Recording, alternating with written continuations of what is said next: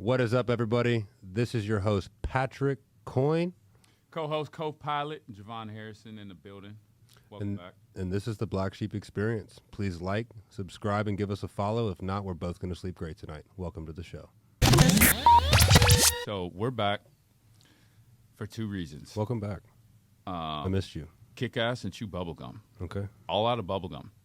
So it's only time to kick ass. That's right. Okay, I'm with you. No, but I just want to give everyone that light they were looking for. We're back in the building.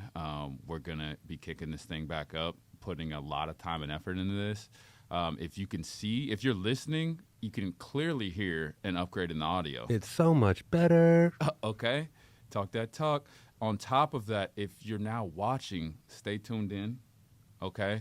It's levels. If you can see my bald spot, if you can see my bald spot through the light, that wasn't intentional. That Boyd, I love that. The level up. Keep going, levels. So I definitely do want to talk about why we had to stop recording. So we're in a similar setup where we got things into a professional setting. And, yeah, I think we put some fire in the booth, dropped some heat that the world would probably never hear because what happened was actually life's ironic. It's very ironic. The least suspected outcome is probably the most probable outcome, in the words of Elon Musk. Now, recorded probably our two best podcasts. By far. And it actually didn't get recorded. We were just talking to each other. The first one was the audio and the second one was the video, right? Correct. And the entire point is to do them together. Mm-hmm. So we just didn't. We took that as a sign from the universe, working for us, not against us. Yep, always. Hold on. Stop. This ain't your people. Back off. All right? I'm going to just listen. I got big old ears, man, so I'm just listening. And so we listened. We stepped back. We reevaluated and just came at it correctly. And we got ourselves an amazing setting. I'll say shout out to our ladies. We got an amazing team behind the scenes now. It's not me and you behind the scenes anymore. We got a little bit of help. Okay. Madeline and Coral. I don't want to give their last names because I'm not sure that they're comfortable with that yet. Not yet. Too many creepers around here. They do go to the University of Cincinnati. They're amazing. They're powerful. And hopefully they're going to help us take it to the next level. But absolutely. A bigger shout out to Sean Hare and the Warehouse Collective. Absolutely. This is where we're hosting the podcast out. Can't give the address, can't drop that. Sean would be pissed. Yeah. But it's an amazing setup. As you guys can see, the cameras are here. They make us look prettier than we really are in real life. Yeah. You got that vest from Drewski, right? I actually got this vest because I am a failed, washed-up athlete, and they need a billboard for that, and I'm your boy. Hey, but he claims to be good at golf. Every time I go with him, I'm going to say it's 50-50 that he wins. He does hit the ball the furthest, and sometimes that's to a fault. So I'll let you guys take that one. But, again, we are back. We're running it up. We're just running backs. That's all we ever been. So, and going back to, listening to the universe, we are very grateful to be here. So I just want to say, again, thank you to Sean. Thank you to the Warehouse. Thank you to the amazing group. The energy is great, and I'm looking forward to providing the best content. You know what I'm saying? So absolutely. And I think it's important that while I grab this baseball bat, because we're going to beat the shit out of the competition, is I think that it's very important that we talk about what even the podcast is covering. So obviously anything Black Sheep is getting the most out of life, not feeling welcomed in your community because you're an outlier, not because you're a badass or you want to beat people up, but because you take shit serious. Like you actually give, pardon my French, but give a shit about life. Give a shit about the perception. You care about how you feel when you wake up, how you feel when you go to bed. You actually care. So us bringing in people of like-minded individuals that they are the black sheep within their community and they brought people along with them. We got some really good guests. Yeah, let's talk about the biggest black sheep. May or may not be a guest. Russell Wilson. High knees himself on the plane. All right. Very interesting. Everyone's got their own methodology to it, and he's a professional. So I'm going to give him benefit of the doubt that he, it may work for him. Yep. Might not work for the locker room. I still think ever since he realized Future was with his now wife, I just think his game went to shit. I'm going to be honest with you, dude. He did more than I could ever imagine in football, and I just think Russell is a type of guy, and I'm not speaking for him because I don't think I'll ever meet him, and if I do, I'll eat my words. But it's kind of hard to get your team rallied around you when everything is only about you. Yeah. Like, your dudes are trying to sleep on the plane. The dudes blocking for you are large.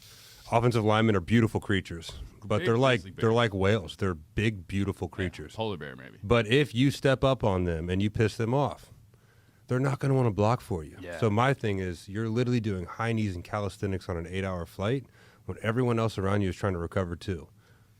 So does that make him a black sheep? Being one of one? I mean, he's definitely different. He is, and he's incredible. I think he's a future Hall of Famer potentially. I don't disagree with that. He came into the league very hot, so good for him. Now, with that being said, everyone was doubting our Cincinnati Shiesty Bengals, and I would say we're back. The city erupted last year with the Super Bowl run. Everyone knows that was magical. Hadn't got a playoff victory in some close to 30 years or something. So yep. super happy to see that. Super happy to see, again, we're Bearcat alumni, the consistency of our program. Everything's going really well. FC Cincinnati made the playoffs, got their first dub in the playoffs. What a turnaround season for them. Shout out to FC Cincinnati. No free shout-outs, but it seems like the city, sports-wise, is going crazy.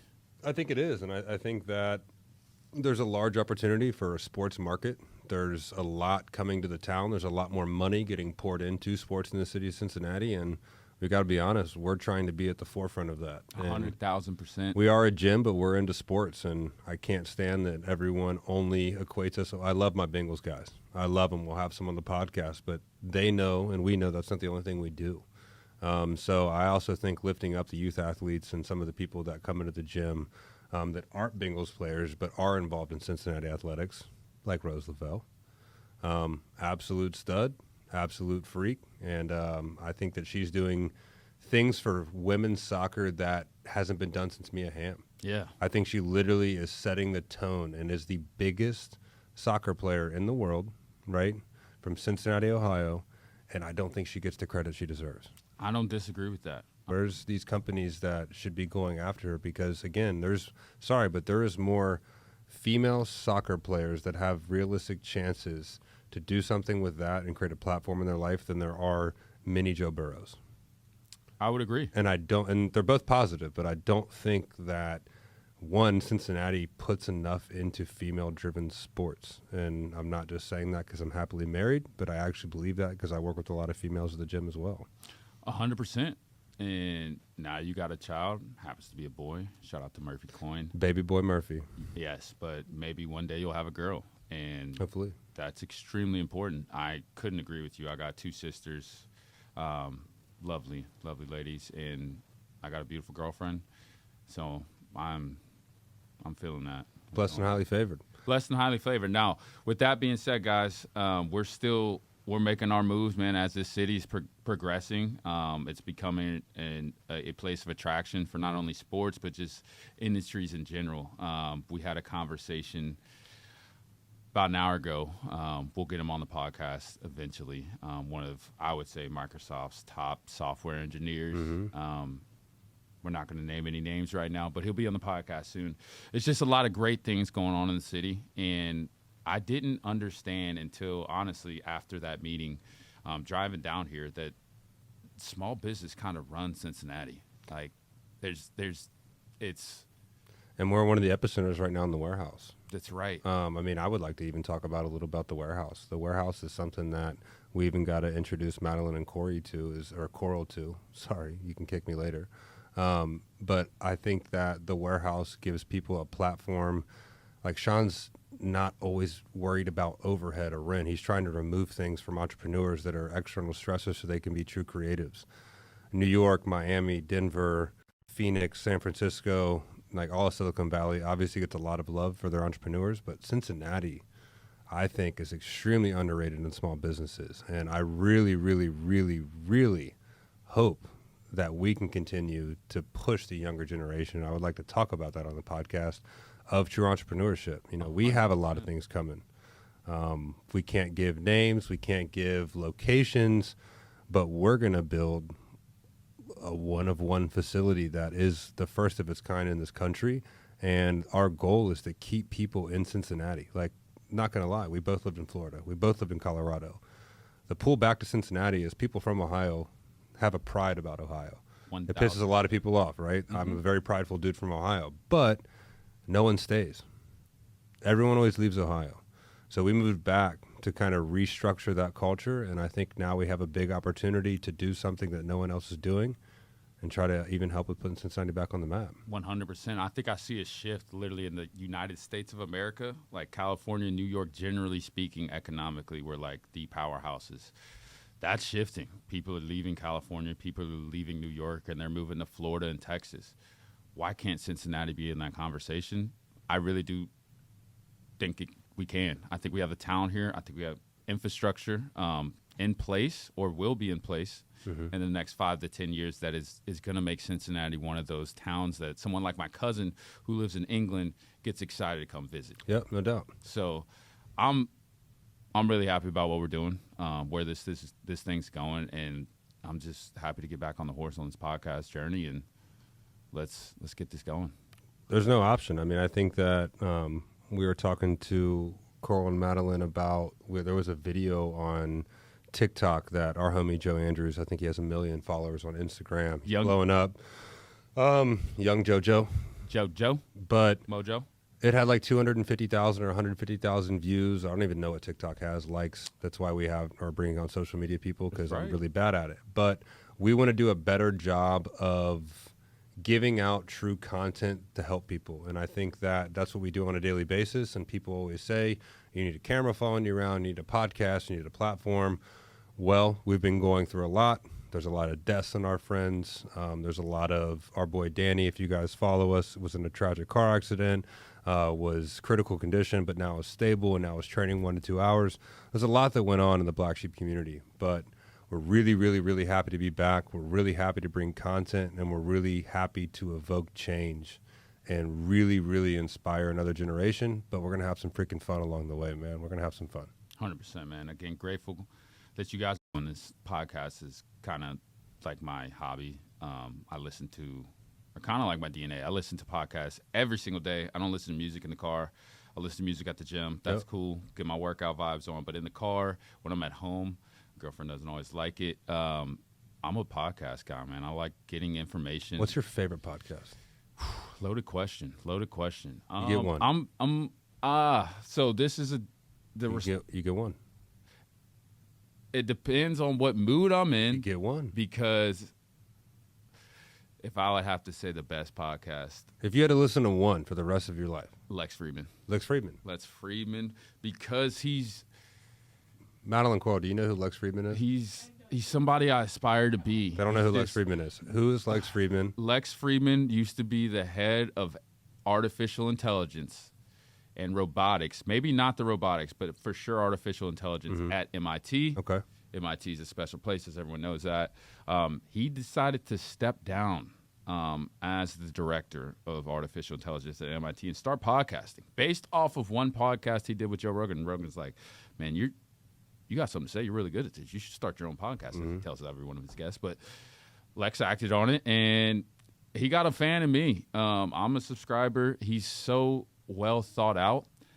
He's not necessarily the best conversationalist. He's similar to Elon, where there's so much going on up there. It's hard for him to process it. But I love that. Yeah. That rawness in his outlook on life. He's very optimistic, very much into love, and love is going to take us places, and it's going to take us where we need to go. I think you like him because he's also a realist. He's real. There's no fluff. He does his own research. He does care about each one of his guests, but he's also your best characteristic as your best friend is you're willing to argue with the people you love. Yes. That's how you love. Yes. Lex Friedman is literally willing, and always one of his podcasts, you can see people kind of get like squirm, uncomfortable to see because he's probably smarter than the person he's interviewing on the topic he's interviewing them on, and they're the expert in the field. Correct. Kind of a scary place to be. That leads to a deeper understanding of whatever they're talking about, right? Challenging that idea, challenging whatever the case may be. If you're telling me, if we're relating this to the weight room, hey, you need to do your deadlift in this manner, right? Do it this form. Yeah. Okay, why do I need to do it like that? Why can't I do it like this? Well, you explaining why I should do it this way instead of that way leads us to a deeper understanding of what's going on. 100%. So that's what I love about Lex. He's very curious. I think I'm a curious person. And Inquisitive. He's inquisitive. And I think, to me, that's one of the best characteristics or qualities anyone can have, is to be inquisitive, is to be curious, is to want to know more. And also, side note, Lex is pretty hard-body dude. Like, he does some of those David Goggins challenge. Jiu-jitsu as well. Very big in jiu-jitsu. Very big in jiu-jitsu. Sorry. So, yeah, he's got my respect. I'd probably say he's my favorite podcast. Do you, my friend? And don't say any golf podcast, because Foreplay. Shout out to my guys at Barstool. stop that. Shout out to Roback too. Sam Hubbard, thank you for hooking me up with your cousin. I still Sammy rock the boy. that proudly. I love golf podcasts, but I'm an old school guy. As I like Joe Rogan.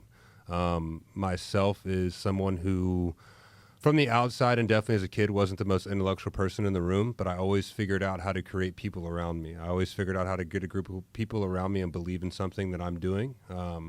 Not monetarily, but I was really used to getting made fun of. And eventually, once that wears off, confidence comes out.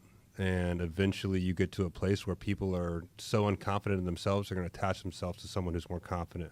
And I see that in Joe Rogan. Like, my biggest thing is some of even the clients I train and the conversations I have or the rooms that I'm in, I even kind of blink and I'm like, how the hell did I get in this room? I got to hold my own. Oh, shit. Sit up straight. Cover your tattoos up. You know what I'm saying? But, like, I think Joe Rogan is so confident in his own being that he can go in any room and bring those people together versus someone like Elon or even Lex Friedman. They are the true black sheep in the room. Everyone's looking at him. Joe Rogan is the facilitator of all that energy around it, and that's what I consider myself to be. I definitely would agree with you on that. Yeah. You can find the common ground in pretty much anyone, anything, whatever's going on. You're going to be able to relate. I mean, you've been through a ton of experiences. We've lived in a couple different cities, done a lot of traveling. Yep. I think that definitely plays a part. Yeah, and I also think your parents are amazing people, and they raised a Yeah, my young dad will Irish talk to a wall. My dad will talk to a wall, and the wall won't talk back, and he'll stop going. Eventually, the wall will talk back. But I like to equate that with a sense of disparity and being extremely broke. Like, if you have to make rent, like me and you used to do a thing, is we didn't get any celebratory, whether that's tequila or something we like to enjoy. We didn't get the tequila until we sold $100 worth of shirts. Back then, that was like 10 T-shirts. So we didn't get it till we did 1,500 in sales of online training or whatever. We always had goals. My thing was while you were building the back end of the business, I was getting fired from LA Fitness for slinging T-shirts out of the trunk and literally under the table. Hey, I'll give you 50 off your membership. Take 10 of these T-shirts. It's a true hustler story. It is. And I think that I had to get comfortable with relating to people within like 15 seconds. Like, an elevator pitch is 60 seconds. You have an ability to close a sale when someone doesn't want to freaking talk to you in about 4 seconds. One, I'm not that pretty, so I got to find something really fast. Like, you hear me in the gym. I like that sweater. I like pastels. I like the haircut. Like, I'm very keen on little things that people do that you make that personal connection, and it opens up that emotional attachment. And now I can talk about adding value to you, which I'm solving a problem in my business. There's a monetary exchange.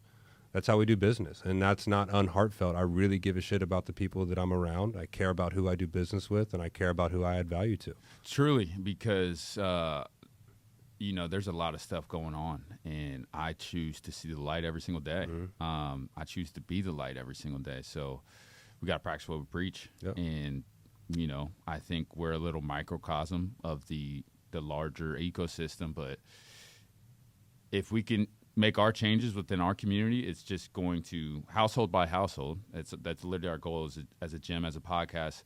I think it's going to ripple eventually, and things will turn around. Yep. The last thing I really have today, and we want to make this a short podcast because we're really, being honest, we're trying to figure this podcasting thing out. We're starting on YouTube.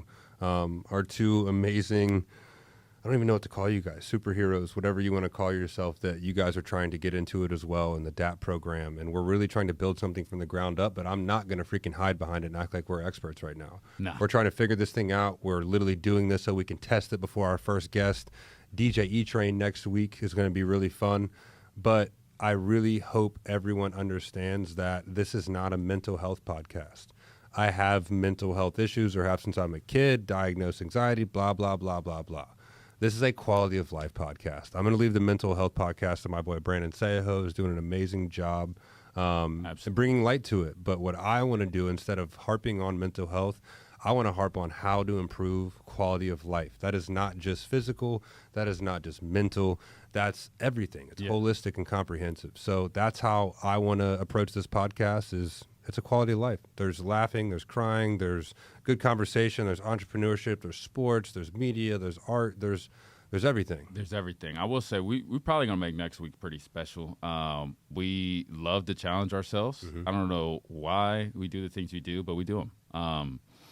Sober October's almost over. It's almost over.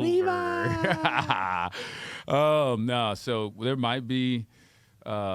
You're going to say we're going to be hungover on our Friday podcast? Yeah, there might be some casual drinks, maybe not. It is Fridays. It is. So we'll see, man. We'll get a little vibe check and see what we got going on. I'll ask you one question, and I want you to be honest. Why did you do Sober October? Why did I do I don't want to be, what does Sober October mean to you? Yeah.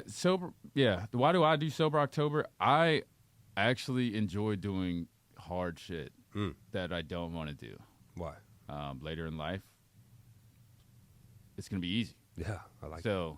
And I think things like that, when you challenge yourself, it's the self-discipline, right? I always say from Jocko Willink, self-discipline equals freedom. It's the key to freedom. If you can train yourself to do the things you don't want to do, when you don't want to do them, when it's inconvenient for you, then especially when things get easier and you want to do things, it's going to be like, I'm not even working. Or when things come up, challenges in your life, when you are inconvenient, like put your hand in that cookie jar. I did Sober October in the middle of some challenging times. I would say I was tested. I know you were tested, and the team was tested. So I did Sober October to again challenge myself to be I'm supposed to be, which is self-discipline. And we're some hardcore dudes, but I want people to understand. I talk to Javon about breaking Sober October daily. And I want to. Every single day, I'm like, bro, I might do it today. I might do it. I might do it today. And that sense of almost failing and living in that light is really, really important to me. I would like to say I did it is that I'm from more of a rural area, and everyone knows that rednecks like to get down. We like to party. And a lot of my friends, I've had 2 suicides in the past 6 months. Really tragic. One, our barber, bro. Yeah, rest in peace, Chico.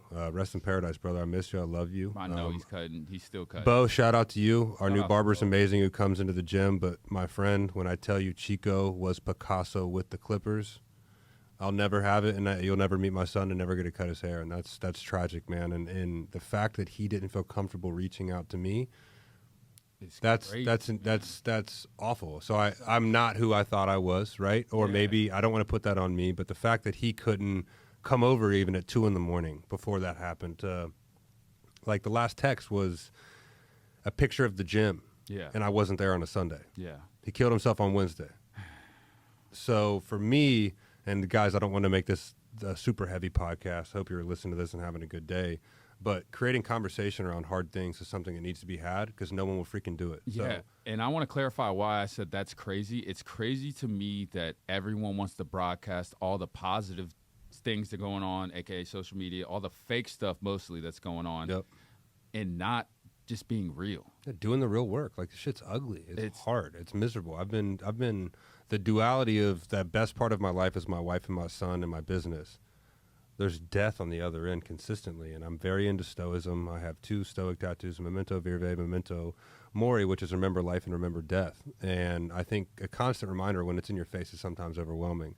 But that's the whole reason I did Sober October, is that someone had to stand up, and it's not only me. I got it from Joe Rogan. We did it last year. I wanted to quit dip because my wife was on my ass. Did quit dip? I did quit dip. And she was right, and it worked. And I think my teeth are a little whiter, maybe not, because I got veneers. Shout out to my modeling agent and a failed career, but I got free teeth out of it. But my thing is, like, I really, really, really, really hope people can at least use this podcast or the feeling that someone else is going through the same thing, and that we're still here and we're dealing with it and we're being real with it. And this is the last thing I'll say. I've said the last thing 5 times, but last thing I'll say is that I think everyone in this world, and we're going to do a very good job in this podcast, is they only broadcast, like you said, the positive, the good. We did a speech at Blue Ash, a free coaches clinic, mental health, nutrition, just a holistic about athletes and the parents and how they interact and how we can improve. Mm-hmm.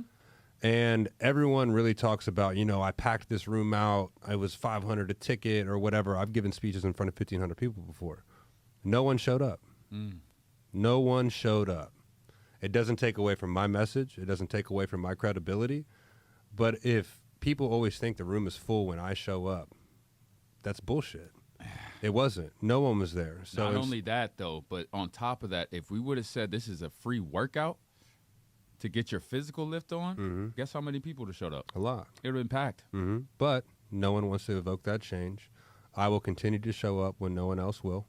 And I'll continue to be realistic, and I'll continue to be real with young entrepreneurs. Like 90% of it is really, really, really hard. The 10% that's beautiful is what makes the 90% worth it. And we're going to continue to come back and come back and come back. So welcome back to the Black Sheep Experience. Me and Javon, your co-host, your pilot, whatever you want to say, are here for the long haul. And we're going to have some really cool guests. And we have 2 superheroes behind the cameras and behind the mics that are going to help us out. And if this means anything to you, share it with someone. Straight up. Be out where your feet at. That's the last thing I got. 10 toes down. Here we go. That's it.